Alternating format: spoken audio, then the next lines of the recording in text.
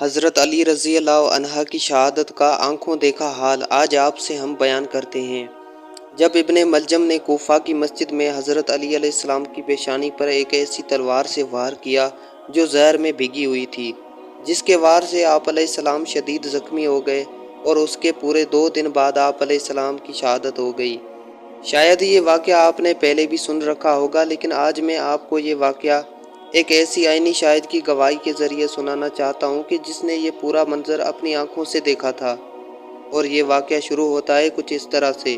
اگرچہ تاریخوں میں تھوڑا اختلاف ہے، لیکن اتنا تو کنفرم ہے کہ وہ رمضان کا بابرکت مہینہ تھا اور جنوری کے مہینے کی تاریخیں تھیں، اور اس رات تابعی محمد بن حنیفہ کوفہ کی مسجد میں ساری رات رمضان کی عبادات اور اذکار میں مشغول تھے۔ محمد کہتے ہیں کہ مسجد میں نہ صرف میں بلکہ میرے علاوہ کئی لوگ رمضان کی عبادات کر رہے تھے۔ جب صبح کا وقت ہوا تو مجھے علی علیہ السلام کی آواز آئی کہ نماز کے لیے کھڑے ہو جاؤ۔ اب مجھے یہ اندازہ نہیں تھا کہ یہ الفاظ آپ علیہ السلام نے چوکھٹ کے باہر سے ہی کہے تھے یا پھر مسجد کے اندر داخل ہو کر، لیکن اس کے فوراً بعد ہی میں نے تلوار کی ایک چمک دیکھی اور کسی نے چلا کر کہا کہ اے علی، اللہ کے علاوہ کسی کا حکم نہیں، حکم کا اختیار نہ تجھے ہے اور نہ تیرے ساتھیوں کو۔ محمد کہتے ہیں کہ پھر میں نے تلوار کی ایک اور چمک دیکھی اور مجھے علی رضی اللہ عنہ کی آواز آئی کہ اسے پکڑو، یہ شخص بچ کر نہ نکلے، اور پھر لوگ ہر طرف سے اس پر ٹوٹ پڑے اور تھوڑی ہی دیر میں ابن ملجم کو پکڑ کر آپ رضی اللہ عنہ کے سامنے پیش کیا گیا۔ محمد کہتے ہیں کہ میں بھی بھاگ کر وہاں پہنچا اور دیکھتا ہوں کہ علی رضی اللہ عنہ کہہ رہے ہیں کہ جان کے بدلے جان ہے، اگر میں مر گیا تو تم اسے بھی اسی طرح قتل کر دینا جس طرح اس نے مجھے قتل کیا ہے، اور اگر میں زندہ بچ گیا تو اس کا فیصلہ میں خود کروں گا۔ یہ تھا اس واقعے کے عینی شاہد محمد بن حنیفہ کی گواہی، اور اب میں آپ کو یہ واقعہ ایکسپلین کروں گا کہ اس روز آخر ہوا کیا تھا اور کیوں ہوا تھا۔ یہ سچ ہے کہ حضرت علی رضی اللہ عنہ کو اپنی شہادت کے متعلق علم پہلے سے ہی تھا، کیونکہ اس کی ایک پیشن گوئی انہوں نے رسول اللہ صلی اللہ علیہ وآلہ وسلم سے پہلے ہی سن لی تھی۔ آپ صلی اللہ علیہ وآلہ وسلم کی یہ پیشن گوئی احادیث کی کتابوں مسند احمد اور سلسلہ الصحیح دونوں میں موجود ہے، اور اس حدیث کے مطابق حضرت عمار بن یاسر کہتے ہیں کہ میں اور علی ایک جگہ جس کا نام غزوۃ ذی العشیرۃ ہے وہاں ایک دوسرے کے ساتھ تھے۔ جب راستے میں ایک جگہ پڑاؤ آیا تو ہم نے دیکھا کہ بنی مدلج کے کچھ لوگ کھجور کے باغوں میں کام کر رہے ہیں، تو علی نے مجھے کہا کہ عمار ذرا دیکھنا کہ یہ لوگ کس طرح سے کام کر رہے ہیں۔ عمار کہتے ہیں کہ پھر ہم انہیں دیکھتے رہے یہاں تک کہ انہیں دیکھتے دیکھتے ہم لوگ سو گئے، اور جب ہماری آنکھ کھلی تو دیکھتے ہیں کہ اللہ کے رسول صلی اللہ علیہ وآلہ وسلم ہمیں خود سے جگا رہے ہیں۔ آپ صلی اللہ علیہ وآلہ وسلم علی رضی اللہ عنہ کے کپڑوں پر لگی مٹی دیکھ کر اسے جھاڑتے ہیں اور کہتے ہیں کہ اے ابو تراب، یعنی اے مٹی والے، 2 آدمی بڑے ہی بدبخت ہوئے، ایک تو وہ جس نے صالح علیہ السلام کی اونٹنی کی کونچیں کاٹ دیں، اور دوسرا وہ جو تمہیں سر پر ضرب لگائے گا یہاں تک کہ تمہاری داڑھی خون سے بھر جائے گی۔ اور یہ پیشن گوئی پوری ہوئی تھی آج کے دن جنوری 661 عیسوی میں، کہ جب یمن کا ایک شخص عبد الرحمن ابن ملجم نہروان کی ہار کا بدلہ لینے کے لیے بذات خود کوفہ آیا تھا۔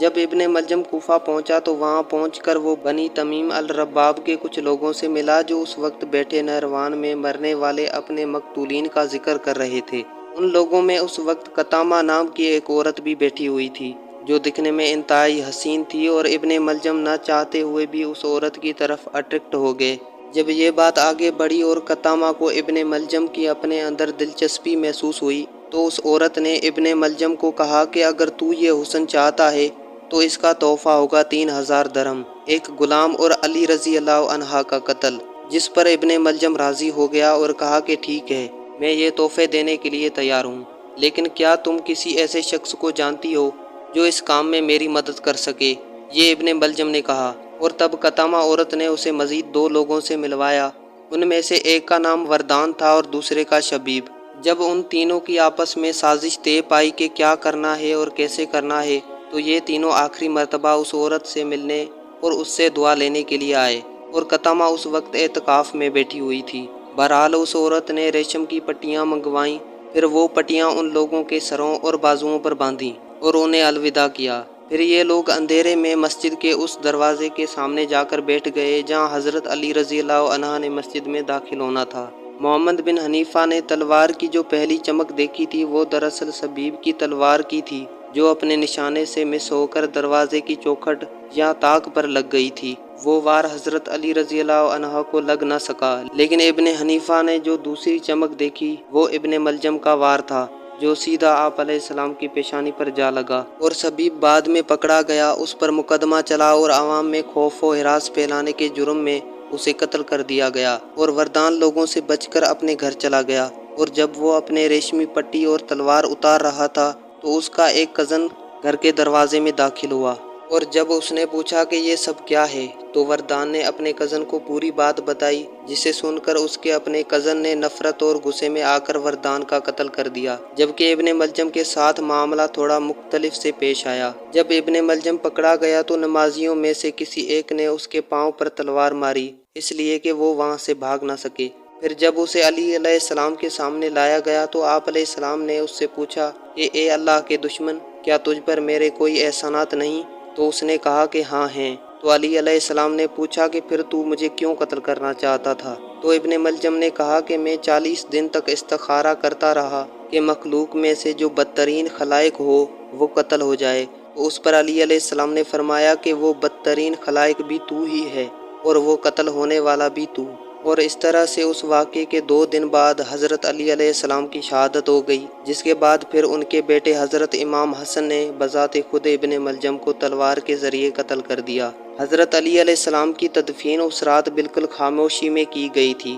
تاکہ آپ کی قبر کو خوارج کے شر سے محفوظ رکھا جا سکے۔ اس قبر کی شناخت آپ صلی اللہ علیہ وآلہ وسلم کی شہادت کے کہیں 150 سال بعد جا کر خلیفہ ہارون الرشید کے دور میں ہوئی تھی، اور یہ وہ جگہ تھی جہاں آج نجف کا شہر آباد ہے، بلکہ نجف کا شہر حضرت علی علیہ السلام کی قبر کی شناخت کے بعد ہی پھیلا تھا، کیونکہ پھر وہ شیعہ زائرین کے لیے وزٹ کی ایک بڑی جگہ بنا۔ شروع میں وہاں آپ علیہ السلام کی ایک سادہ سی قبر تھی، مگر آج جو مزار وہاں موجود ہے وہ اس واقعے کے 800 سال بعد ایران کے ایک صفوی بادشاہ سام مرزا نے بنوایا تھا۔ آپ علیہ السلام کی خاموشی میں کی گئی تدفین کی وجہ سے ایک اختلاف آپ علیہ السلام کی قبر کے متعلق بھی ہے، جیسا کہ کچھ لوگ کہتے ہیں کہ اصل قبر دراصل افغانستان میں مزار شریف میں واقع مقام علی پر بنی ہوئی ہے، اور نقش بندی صوفیاء کے ایک بڑی تعداد آج بھی وہاں وزٹ کے لیے جاتی ہے۔